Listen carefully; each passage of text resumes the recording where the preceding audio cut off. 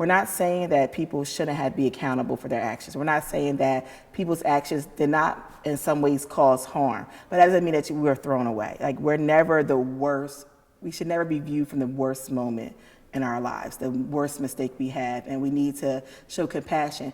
And also, if we're not willing to show compassion to those who have done wrong or who have harmed ourselves or others, then what is that saying about us as a society, as a people? Like, we can't look and say, well, I'm punishing you because you treated somebody poorly, so that punishment is me treating you poorly. It doesn't even make sense.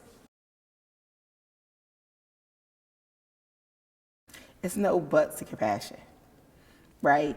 It's funny because I sit in this position of having a brother who was murdered, having other friends, loved ones in my life that I've experienced who have been murdered. I've also know people and loved ones who are incarcerated for murder and horrific things.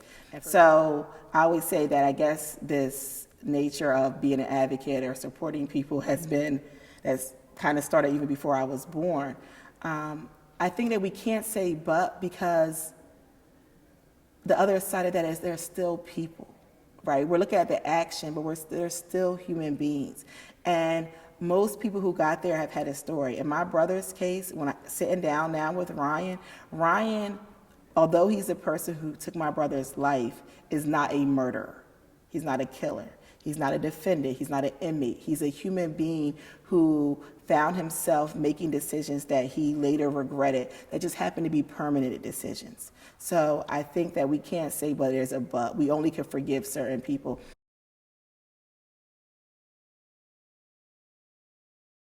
I didn't even know I was at that moment. Like I say in my story, when I walked up to Ryan and we had that conversation, I thought I was going to curse him out. I thought we was going to fight. I thought I was going to throw something at him. I didn't know I was at to that point. And I think that part of it is that by the time Ryan was released, I had already started practicing law. I had started experiencing what was going on with my daughter's father. I had seen my brother become involved with the legal system, my half brother. So I kept seeing it from different angles. And really, I'm not sure I was really at forgiveness when we first started talking, but I was more so that, especially in communities of color, we have to do something else.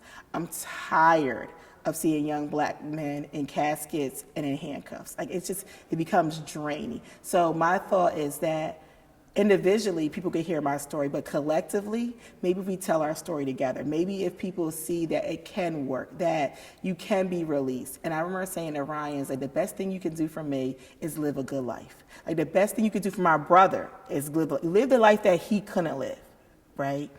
So it feels like a relief.